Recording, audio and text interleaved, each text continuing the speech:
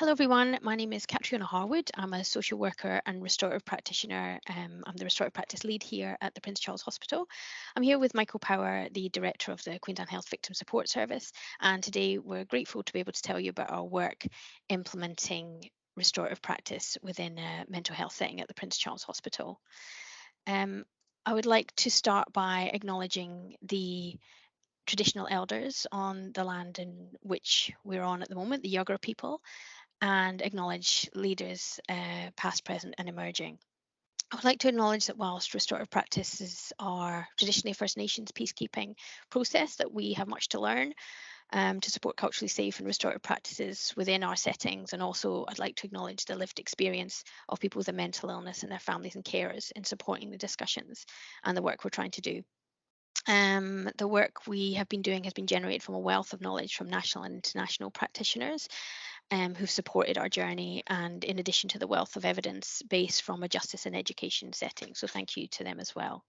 So in relation to our agenda that we would like to talk about today, we would like to do a brief overview of restorative practice in a mental health setting.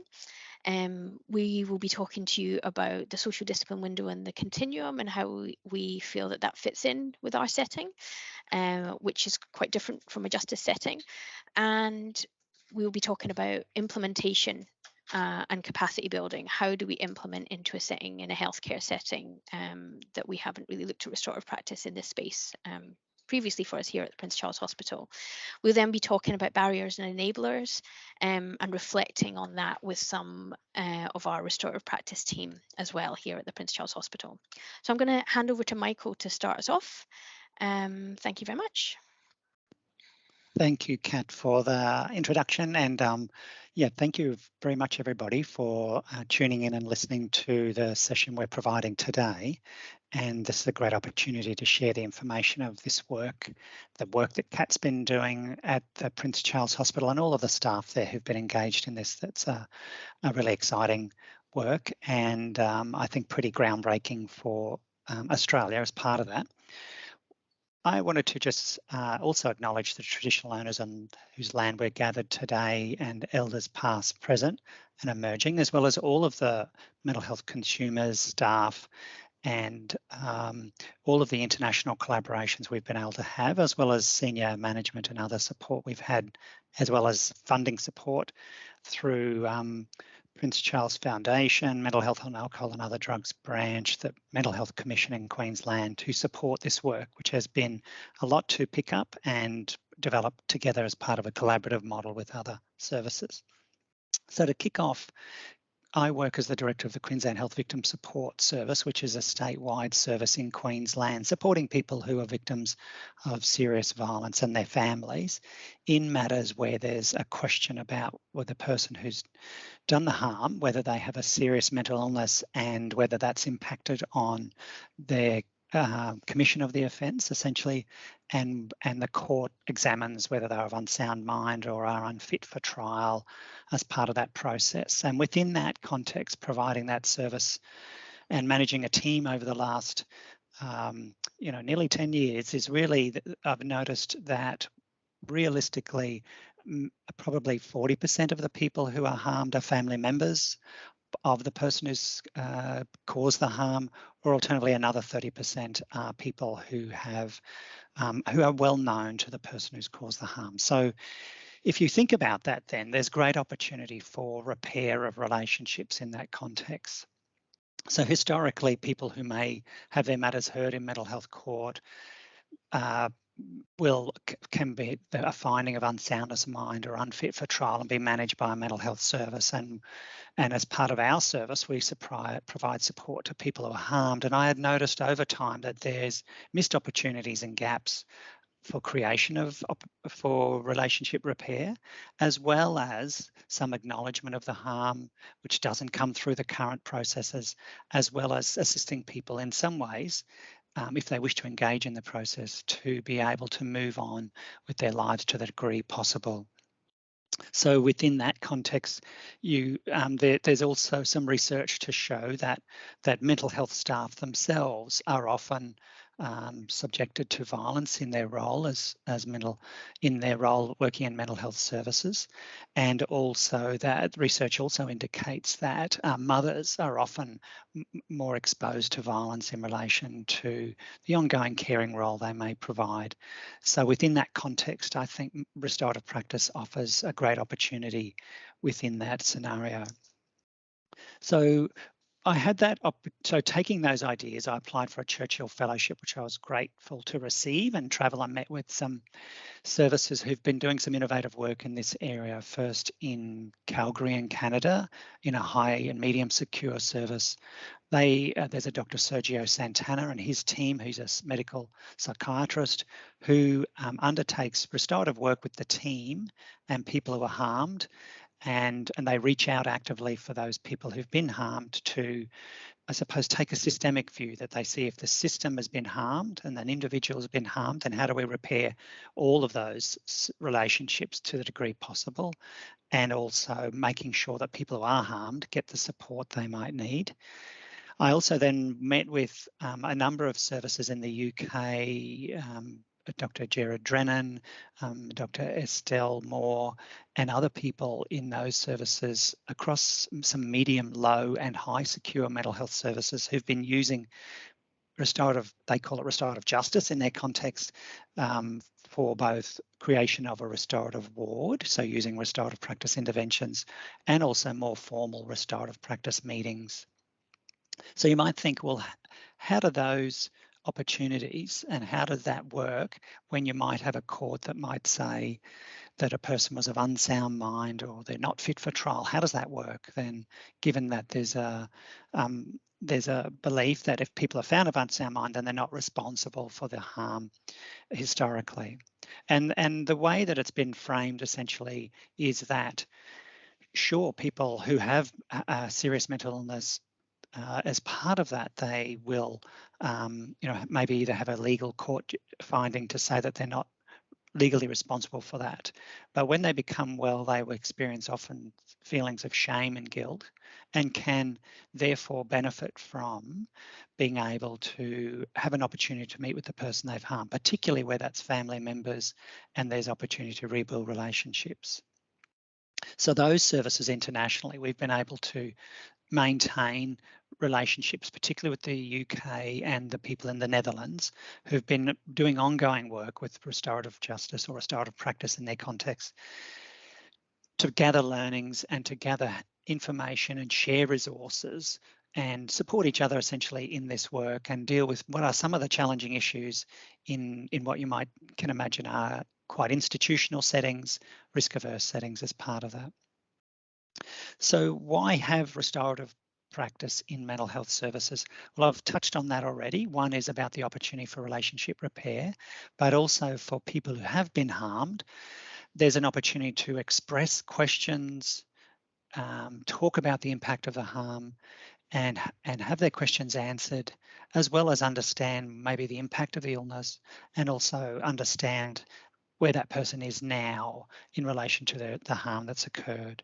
So if we move on to the next slide then, which is talking about sort of an overview of the process, briefly, it's really about the process that we've put together, and the model really tries to complement existing processes that are there. So within, as you could imagine, in mental health services, there are supports available for staff who've been harmed. There is both a legal and other counselling services available and to respond to incidents of harm. There's review processes, but this process of restorative practice offers the idea that people can focus on what's happened, who's been involved, and what needs to happen to address the impact. How's the impact impacted? So how's the impact? What's happened for those people, and as part of that, involve those who are most involved in the process or incident, and then look at what might need to happen to repair the relationships or the situation going forward, essentially to the degree possible. So whilst this process can occur either alongside or before or after what might be a legal process where someone might be charged and go to court as well. And it moves away, as we're all aware in terms of the fundamental concepts, moves away from the ideas of blame and what rules have been broken to a focus on, still maintaining a focus on accountability, but also how might we progress and move forward with a future focus as part of that. So moving then on to the next slide is a little bit about then we developed some fundamental principles, and this was developed through both collaboration with local restorative practice services, with the services themselves, with our international colleagues, and also looking at research and review information that has focused on how's restorative practice played out in other contexts such as education, youth justice, adult criminal justice. And we've focused on some key concepts here around the principles is that it's restoration involves those who are most involved. So obviously it can be families, staff, people who are there at the time. It's voluntary, so this process is voluntary. And so one of the challenges is that, well, if we're talking about implementing within a secure mental health setting, the challenges of how does that fit with voluntariness as part of that, and we probably talk a little bit about that later. Non-judgmental, so people are involved to the degree and really focusing on helping people, supporting people through a process where they feel that they can take account of what's occurred, listen to what's been the impact, as well as the person who's been harmed, that they feel that they can have their situation and understood to the degree possible and to talk about what's happened for them. A fundamental focus on doing no further harm, and that the processes are adapted to the context. So Kat will talk a little bit more about, we've implemented in a secure mental health service and a community mental health service. So the processes have been adapted to each of those contexts and doing with, so very much as part of the whole project and work, collaborating with the services and the people involved and utilizing the principle that doing with people rather than for or to them. And obviously respect is fundamental as part of this process. As people would be aware, there's a lot of discussion about the idea of using trauma-informed processes, both in counselling and provision of mental health and other support services. And that's very much also part of this process as well, in terms of having a good understanding of trauma, and staff have had training and awareness of that as well as part of this. So moving on then to looking at why would we implement this process in a mental health service, and particularly a secure mental health service and a community-based mental health service. So as I've mentioned, there are an ongoing incidents of harm at times from mental health consumers to others, or between mental health consumers and families, and to mental health consumers from staff or others as well. And this has been an ongoing concern both for the people involved, for the staff who work in those units, as well as the senior leaders about what are the other ways we can address this issue in a more constructive way if people wish to participate. So at the Prince Charles Hospital, there was a higher incidence of harm for a period of time, and that was one of the reasons why in the secure mental health service. And so that was one of the reasons why this process was seen as, let's see how this process works in establishing what's called a restorative ward. And Kat will talk a little bit about that later, using a restorative framework and interventions. And so we recognise that whilst there's a whole bunch of processes in place, this process in terms of restorative practice complements those. And that is both preventative in terms of a continuum, but also then responding to more specific incidents of harm as well. And then finally, I'd ask you to reflect on, just for a sec, if your service was going to implement a restorative practice process, then, and that could be, say, particularly around workplace or team conflict, how could you imagine that would need to be introduced, and what would need to be there to support that? So we might, as you think about that, we'll move on to the next slide. So I've talked a bit about it. The process matches in with what's there already. And so one of the things that are there, obviously, is the trauma-informed care work that staff have had exposure and training in. In mental health services, the recovery framework is fundamental about living the best life for people and supporting to the degree that which they can participate in life generally.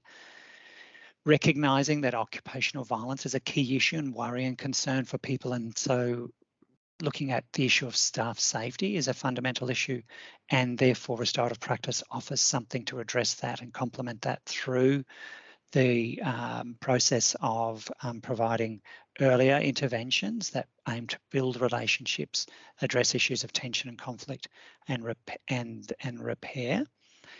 And then also about, it focuses also about using those restorative practice interventions, the earlier preventative ones, around how you might engage and de-escalate conflict issues. Metro North, to which our service belongs, so Metro North Hospital and Health Service, which covers the Prince Charles Hospital, has a number of fundamental values for staff and the way it delivers services and its core values in action. And this process, as you can see on the right, there's a number of values which this process very much matches with, about respect, safety, valuing our people, and valuing this and providing the best service we can. There is also a peer responder model in Metro North, and that's obviously about peer workforce support. People are trained, and within that context, to support their peers and colleagues, and restorative work can be part of the conversations they might have. And also safe wards is about a way of interacting and talking within wards to be able to, I suppose, essentially emphasise respectful relationships and build good therapeutic and treatment relationships between people and reduce potential conflict. And this process, restorative work, I think takes that a step further. So let's move on to the next slide, which we're going to be talking a little bit about.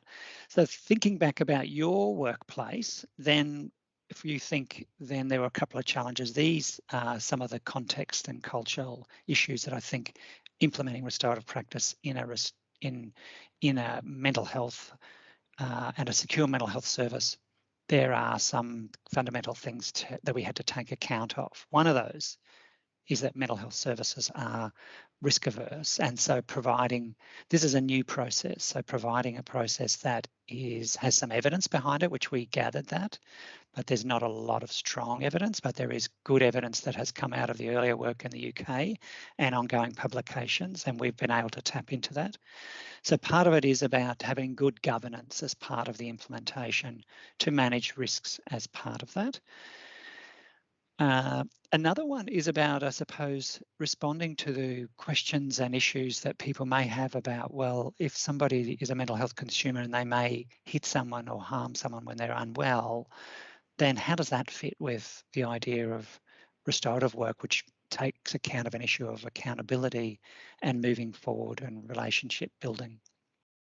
And the way I've seen it, and the way I think that the UK people have framed it, is whilst people are not accountable for the historical harm that's occurred, in moving forward, it's of benefit, particularly for the person harmed, and also for themselves, in how might they respond to that once they become well, how might they take account of that, and how might they acknowledge what's occurred, understand that impact, maybe commit to ongoing treatment, and as part of that, look at opportunities for repair and rebuilding of a relationship, particularly if it was family or other close friends. Or alternatively, mental health staff who there might have been conflict with, and it's about repair of the therapeutic relationship. So this process, in terms of restorative work, also taps into the issue for mental health staff that they can be concerned about accountability. So they might say, well, if I call the police and police are involved and the person is charged, they may wait for court for 2 years, and they may see that the person is already on a particular order under the Mental Health Act, and so what is the point of that? And that's not to say that people definitely should charge somebody if they think that that's what will assist them in terms of accountability, but this process also provides for an opportunity to hear directly from the person who's harmed them about how they might for them acknowledge the harm that's occurred, once they start to become more well, and as part of that also how they might understand the impact and also maybe commit to different behaviour as time goes on. And finally, there are fundamental challenges in implementing anything new in health systems which are complex. There's multiple subcultures depending on discipline groups. People are very routinized in terms of the type of care they need to provide. Fundamental documentation, processes, evidence are all documented within a health system as you would expect. So people, there's a great drive to undertake things in a business as usual way. And so restorative work involves some culture change, involves behaving in a different way, talking in a different way, and using those preventative aspects, as well as taking on board some fundamental concepts around restorative work. So there are significant challenges for introducing anything new in complex health systems. And this process that we've implemented, together with mental health services and adult restorative justice conferencing, who are part of collaborative work in this process, have been very aware of as we move through this process. So I think it's time for me to, I suppose, finish up my bit, which is the last part is part of our role then to respond to that is then to think about and to create an alternative narrative as part of implementation, which is about mental health consumers are not responsible for obviously delusions and the serious mental illness they have or paranoia that may result in an act of violence.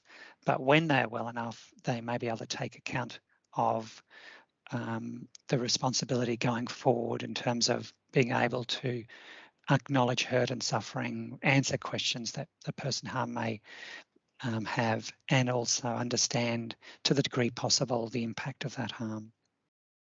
It complements recovery focus, acknowledging that people may have regret, shame, etc., and that it also seeks to rebuild a relationship. So in summary, we are trying to utilise this alternative narrative as part of the implementation and training and ongoing mentoring that's been provided from CAT to drive a restorative framework and continuum as part of that. So I'm going to, I think, now hand over to Kat, who is going to pick up from here to talk a bit more about implementation. Thank you. Yeah, and I think you mentioned some of the reasons why we would implement and what we would want to specify. I guess is at the beginning it was looking at our secure mental health rehab unit, which had higher incidence of violence by consumers to staff over a 2-year period. But just to note that that was a couple of years prior, and to really sort of acknowledge some of the work that happened during that time prior to our implementation is really important. There was funding secured, as Michael advised, in terms of employing myself, a social worker who was experienced in restorative justice in a youth setting. And there was funding secured to importantly develop an evaluation framework, which is about undertaking an external evaluation with Dr. Diana Beer over a 2.5-year period to look at both the secure unit and the community mental health team, which was I think one of the biggest learnings is really, it's all about context. It's really understanding the huge differences in context between a secure mental health rehabilitation unit where we have 20 consumers, the majority of whom are on forensic orders, and also implementing 6 months later across Nunda Adult Community Mental Health Service, very different altogether. We additionally were targeting and had a partnership with the Adult Restorative Justice team to support our what's known as conferencing, I guess, in the community, but our restorative, more formal restorative meetings here using trained facilitators from the Adult Restorative Justice team. So governance as part of our implementation was having a restorative practice steering committee that was chaired by our executive, but was cross-agency, both health and NGO and other important partners, as well as having implementation within the teams, so restorative practice support teams, which both again looked very different within each team. We have a team at on the ward who is all shift based, and so it very much depended. Some of our restorative practice meetings attendance would depend on what nurse was on at the time, as opposed to our community mental health team, where we'd have more regular attendance from those staff who were there on a Monday to Friday. We also had a restorative practice evaluation group and formal agreements and responsibilities between mental health service and from within Michael as the director of the Queensland Health Victim Support Service. We have opportunity to support, if people consent to that, have additional supports for victim supports should they need that. Additionally, as we'd mentioned, the Adult Restorative Justice Conferencing Team, Mental Health Service and Queensland Mental Health Commission also supporting our evaluation.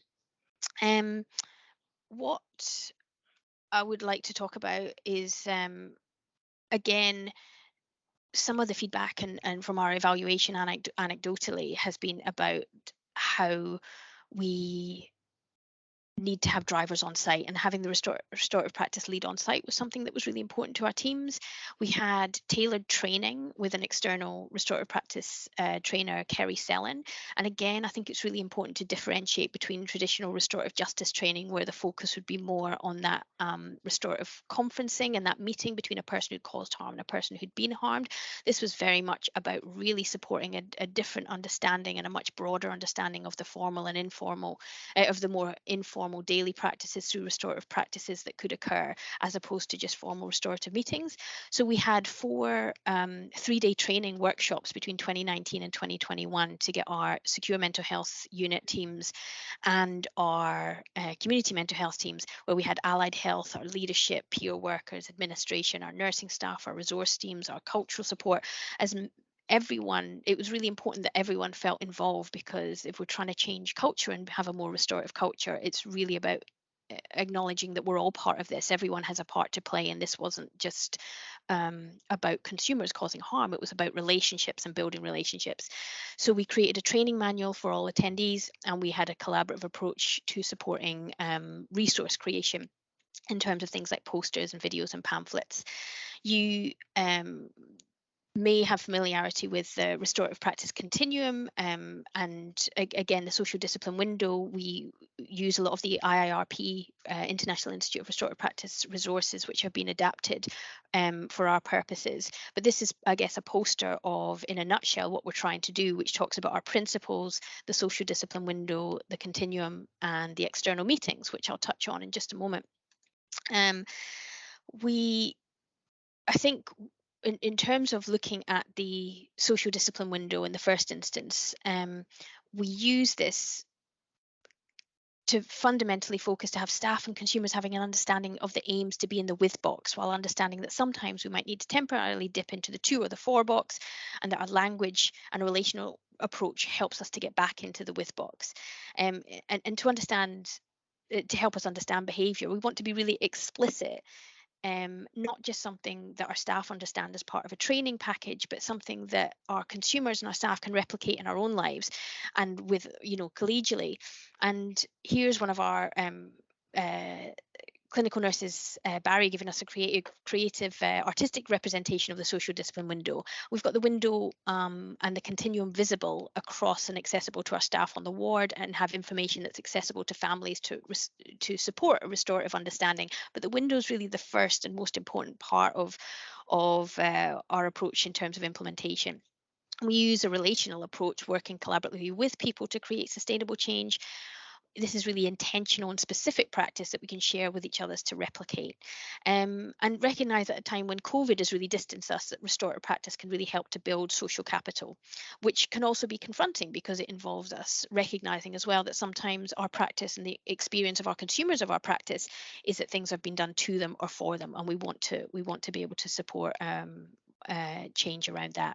So our continuum, again adapted from Wachtel, the restorative practice continuum, demonstrates here the multiple applications in the workforce, in addition to addressing serious incidents. And you'll note here that our continuum, we have the restorative meetings in a different colour. I think that was quite intentional right at the beginning, when some of our staff had wanted to sort of separate that somewhat.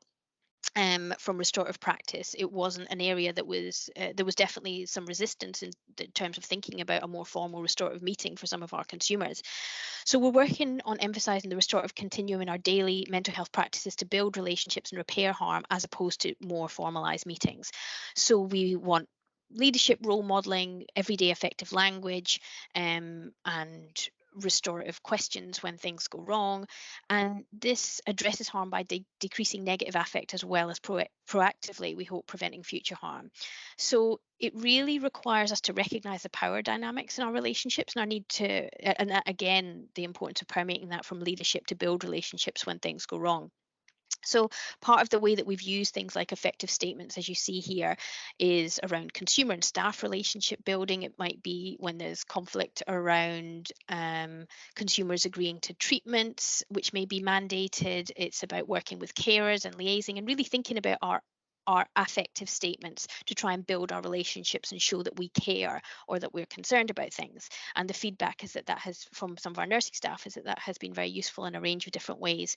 Our effective questions, again, we have our effective questions on our little lanyard. All our staff have these. When after a harmful incident on the ward or with a consumer who's felt harm or has been harmed, um, it might be family, it might be about support and gaining insight, or when a consumer has been frustrated with their healthcare. It can also be about workforce interpersonal conflict, as well as debriefing. We can use the questions very much to debrief.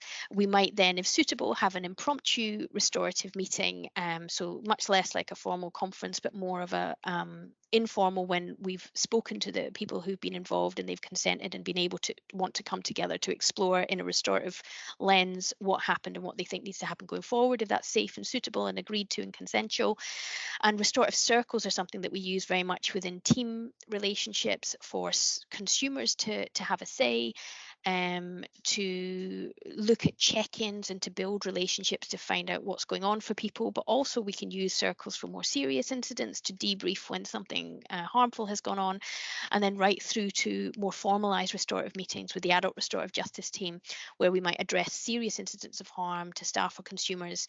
And an example of this would be a consumer that a consumer and a family member we supported, where there'd been really serious harm occurred. We brought them together following a extensive preparation for both of them, as well as ensuring that they both had supports in that space. Brought them together to look at what had happened, what were the impacts, and what needed to happen going forward, and had some very positive feedback from those most directly impacted as a result of that. Here are, I guess, to show you some of the resources that we've created as part of restorative practice. So we look at effective statements, and we made a poster about COVID affective language. More often than not, as staff, we would have a huge amount of information coming in, and it was quite confusing what was happening for our consumers. So really, instead of our default statements of washing your hands and keep your distance, we tried to adapt some of those into more affective language, and have a range of resources for things like welcome packs, or for families or carers to help explore what restorative practice looks like. So since implementation, what our understanding is so far is that the training has had a positive impact for staff confidence in using restorative practice, that staff regularly use affective statements and effective questions, and are getting more confident with using informal restorative practice meetings. But again, that's, as my role as the RP lead, is to support them to do that.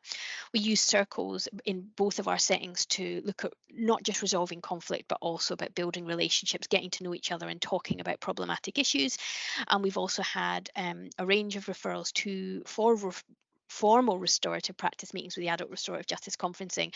But in relation to that as well, we found in exploring them further, not all of them have always been suitable. And again, it's really important to recognise that restorative practice work can happen both on an individual level to really support about repair to self, and to be able to explore that if it's not consensual to get people together and it's not safe and suitable, it's really important to still follow up with that work with people separately.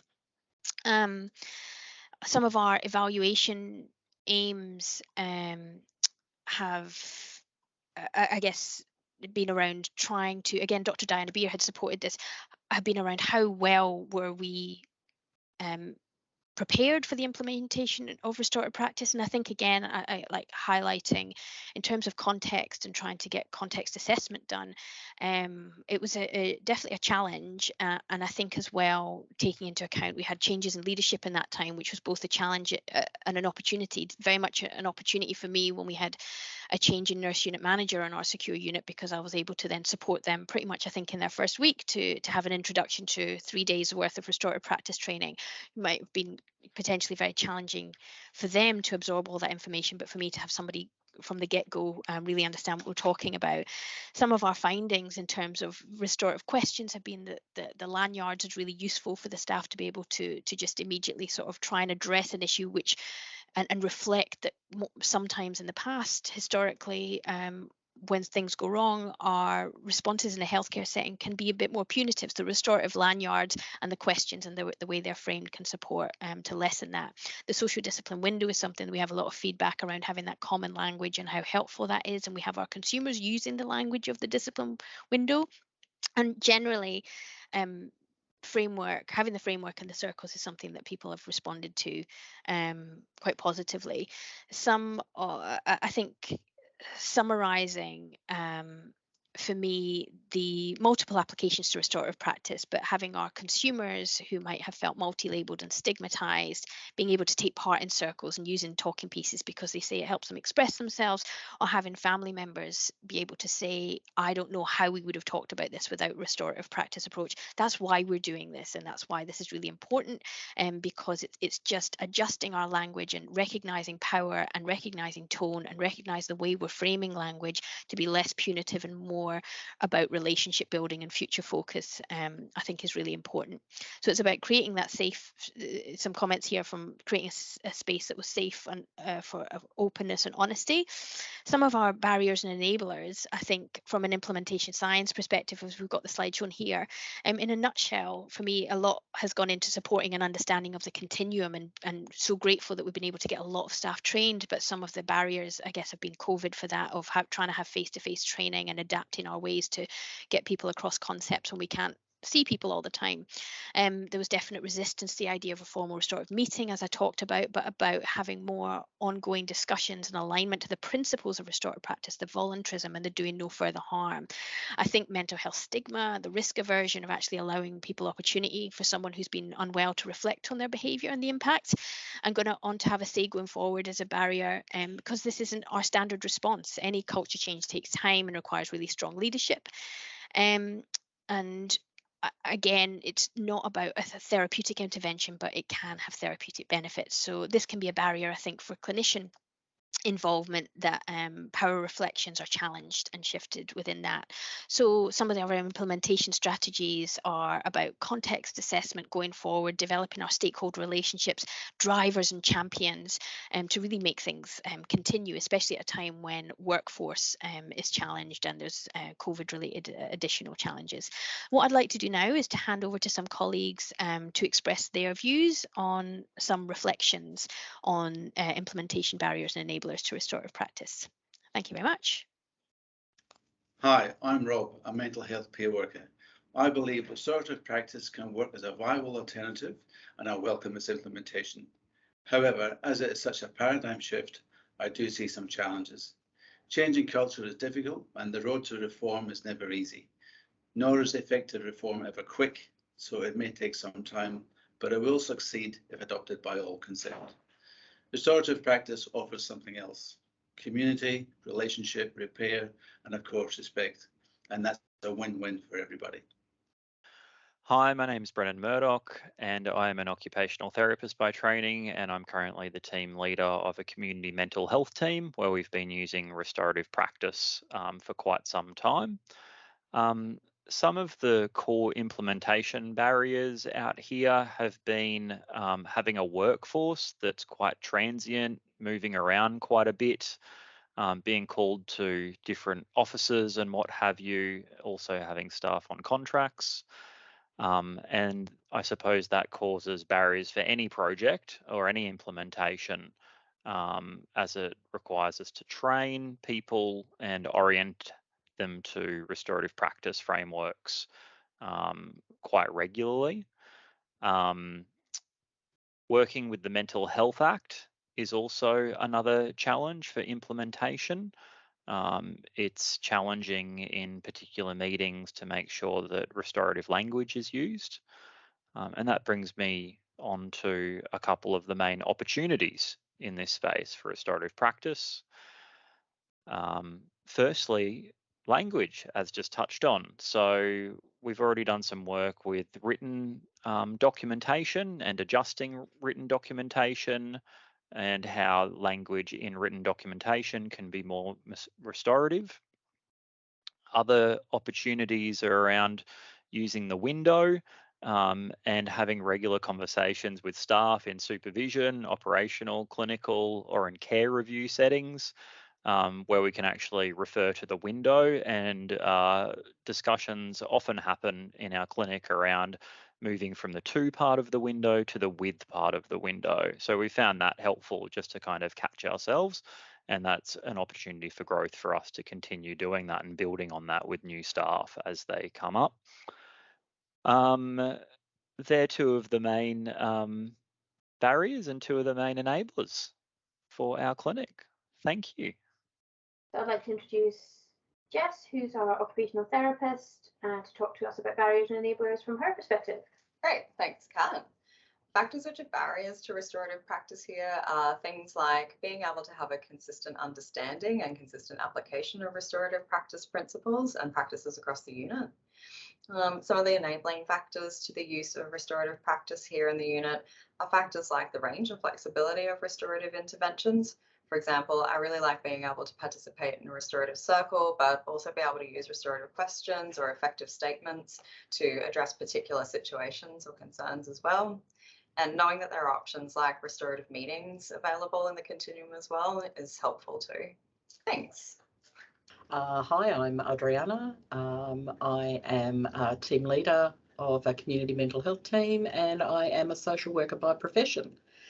I have been involved in the implementation of restorative practices in the mental health context, and my reflections on the barriers to implementation are, I think first and foremostly is being able to get everybody in the team trained in the practices, so that you've got good knowledge in the team. So being able to get people offline and trained, is a challenge to organise.